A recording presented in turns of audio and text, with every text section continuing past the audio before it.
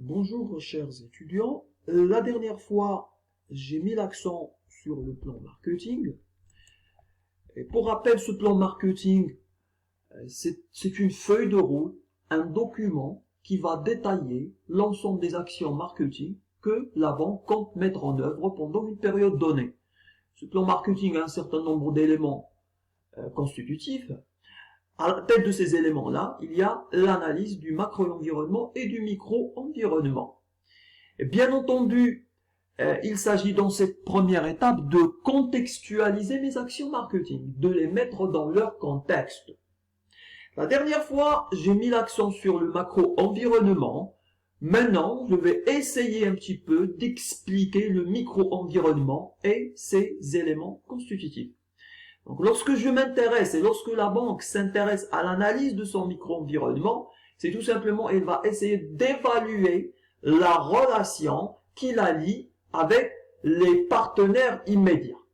Et ces partenaires immédiats, en fait, les acteurs immédiats d'une manière générale, ils peuvent être des concurrents comme ils peuvent être des partenaires.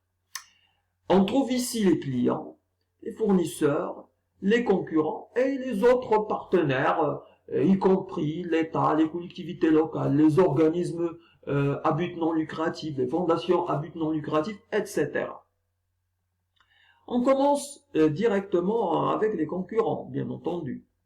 Là, lorsque je conçois une stratégie marketing dans le secteur bancaire, et pour prendre le cas du secteur bancaire marocain, je dois prendre en considération le fait que je suis face à un secteur à caractère oligopolistique.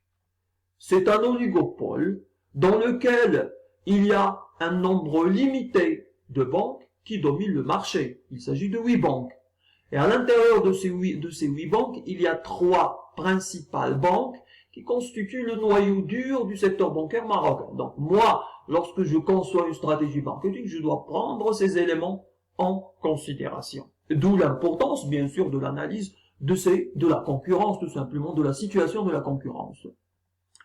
Deuxièmement, il y a la clientèle. Oui, c'est très important d'évaluer ma relation avec le portefeuille de clients dont je dispose actuellement et de voir les perspectives de développement de ce portefeuille. Par la suite, il y a les autres partenaires. Donc la banque, comme elle doit s'intéresser à ses clients, à ses fournisseurs, à ses concurrents, elle est également amenée à s'intéresser aux autres partenaires, l'État, les collectivités locales, les organismes à but non lucratif, les associations à but non lucratif. Pourquoi? Parce que dans l'activité de la banque, ces partenaires-là seront impliqués d'une manière directe ou indirecte. Un simple exemple, dans une action de mécénat, j'ai une relation dans ce cas-là qui va me lier à un certain nombre d'associations, d'organismes que je vais soutenir ou d'événements que je vais soutenir financièrement ou d'une manière ou d'une autre. Et bien entendu, dans ce cas-là, c'est très important d'évaluer ma relation avec ce genre de partenaire.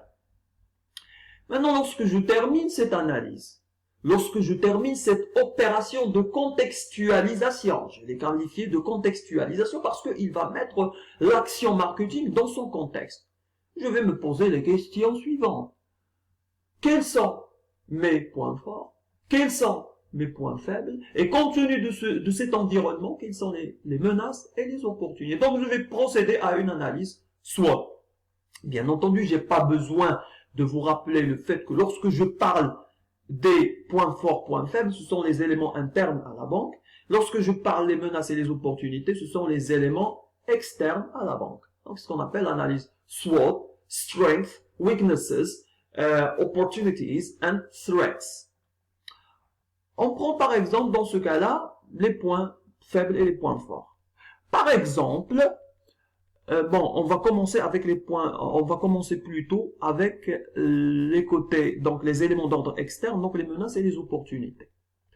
Par exemple, lorsque j'opère dans un secteur bancaire, dans une banque qui est marquée par une politique monétaire expansive, caractérisée par la baisse des taux du taux directeur et d'une manière générale la baisse des taux de refinancement, que ce soit sur le marché bancaire, que ce soit le marché interbancaire, que ce soit auprès de la banque centrale. Donc il y a en quelque sorte une amélioration des conditions monétaires, des conditions de refinancement. Moi, en tant que chargé ou responsable marketing, je vais prendre ces éléments-là comme étant une opportunité. Pourquoi une opportunité? Parce que, au cours de cette période-là, c'est conjoncturel, bien entendu, je serai sûr que je vais avoir accès à un refinancement à des conditions avantageuses, ce qui va me donner plus de marge de manœuvre pour la fixation de mes taux d'intérêt. Un autre exemple d'opportunité. L'État marocain a lancé un projet de soutien aux jeunes promoteurs. Donc, tout simplement, l'État va faire en sorte que ces jeunes promoteurs aient accès au financement à des conditions qui sont avantageuses. Bien entendu, c'est une clientèle potentielle que la banque doit bien sûr recruter. Il doit l'ajouter à son portefeuille. Il doit renforcer son positionnement sur ce marché-là. Donc, ce programme de soutien aux jeunes promoteurs qui est mené par l'État doit être considéré par un responsable marketing comme étant une opportunité. Maintenant, pour les menaces, dans le sens inverse, lorsque les autorités monétaires mènent une politique monétaire restrictive, et lorsque les conditions restrictives, et lorsque les conditions monétaires sur le marché sont caractérisées par un certain resserrement, c'est-à-dire le marché bancaire se trouve en sous-liquidité, et les taux de refinancement, plus particulièrement le taux directeur, se trouve à un niveau plus élevé. Dans ce cas-là, moi, en tant que responsable marketing, je vais considérer cette évolution d'ordre macroéconomique comme étant une menace. Parce que je suis sûr dans ces conditions-là que l'accès au financement, que l'accès au refinancement pour une banque sera de plus en plus difficile. Et je dois la prendre également en considération. Maintenant, pour les points forts et les points faibles. On va prendre l'exemple d'un point fort. Par exemple, lorsqu'une banque est caractérisée par un réseau d'agences dense et réparti sur l'ensemble du territoire national, ça constitue un point fort et structurel, un avantage structurel par rapport à la concurrence. Donc là, on va considérer ça comme étant un point fort pour moi. Deuxième exemple, lorsqu'une banque a accumulé de l'expérience concernant une certaine catégorie de clientèle donnée. Par exemple, le secteur immobilier et, bien sûr, le secteur de la promotion immobilière et le secteur, en quelque sorte, donc, la promotion immobilière d'une manière générale et le financement de l'accès à la propriété. Donc, lorsque j'ai développé une compétence en la matière, je peux considérer ça comme étant un point fort par rapport à la concurrence que je dois prendre en considération lors de l'élaboration de mon action marketing. Bien entendu, il y a une banque de la place qui est réputée pour sa spécialisation dans ce genre de crédit. Et ça a constitué un point fort pendant des années pour cette banque-là. Mais bien entendu, deuxième élément, donc dans ce cas-là, je vais donner l'exemple d'un point faible. Un point faible, dans le sens inverse, lorsque j'ai une petite banque qui a un réseau d'agences assez limité, je vais considérer ça comme étant un point faible. Parce que l'accès à la clientèle va devenir de plus en plus difficile, et bien entendu, ce qui va avoir un impact négatif sur mon activité. Donc, avoir un réseau bancaire limité, un réseau d'agences limité, il n'y a pas suffisamment d'investissement pour étendre ce réseau d'agences, peut constituer pour une banque un point faible et qui va la mettre dans une situation de faiblesse par rapport à la concurrence. Donc, l'idée ici, dans le cadre de cette analyse SWOT, c'est de mettre l'accent sur l'ensemble de ces éléments-là et d'évaluer ma situation, d'évaluer mes points forts, d'évaluer mes points faibles, d'évaluer les menaces et les opportunités qui découlent de l'environnement dans lequel je vais mettre en œuvre ma stratégie marketing avant de passer à la segmentation de marché. Maintenant, je passe à la troisième étape, c'est la segmentation de marché. Je dois segmenter le marché dans lequel j'opère. Bien sûr, les banques procèdent toujours à cette segmentation-là, mais la segmentation et les critères de cette segmentation-là, ils sont révisables en fonction de l'évolution de la situation du marché. C'est pas quelque chose de figé.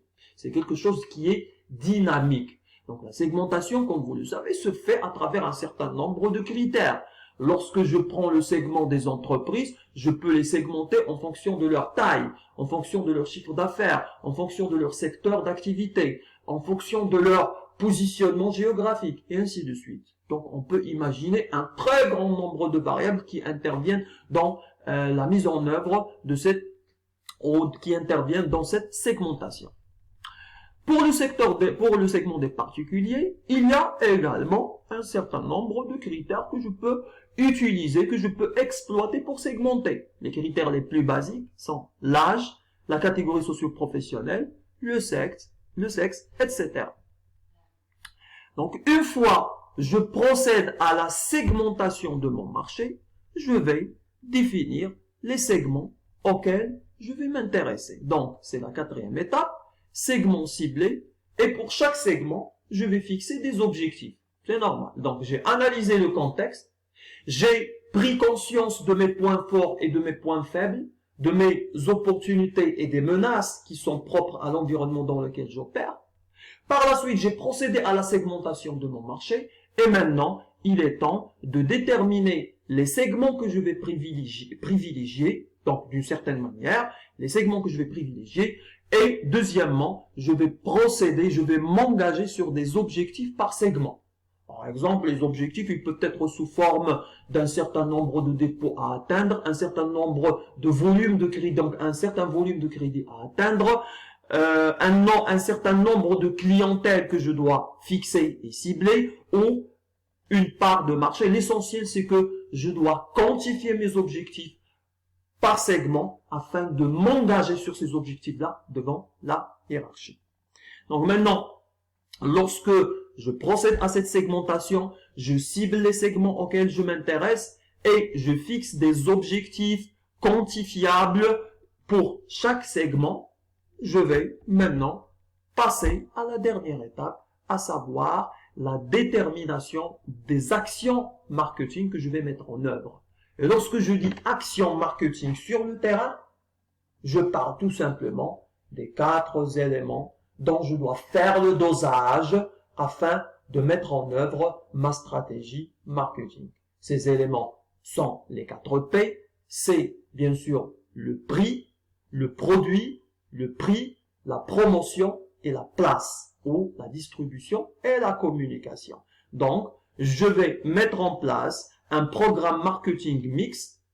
Quelle est la particularité de ce programme marketing mix? C'est qu'il est adapté à chaque segment ciblé. Voilà, donc c'est la dernière étape de mon plan marketing.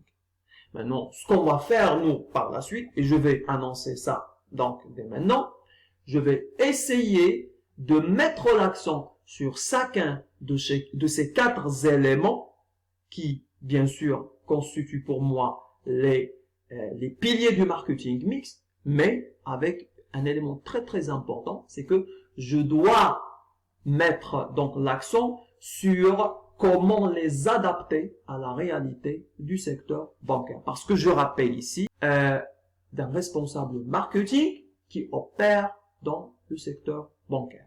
Donc à la fin, je vous souhaite bon courage.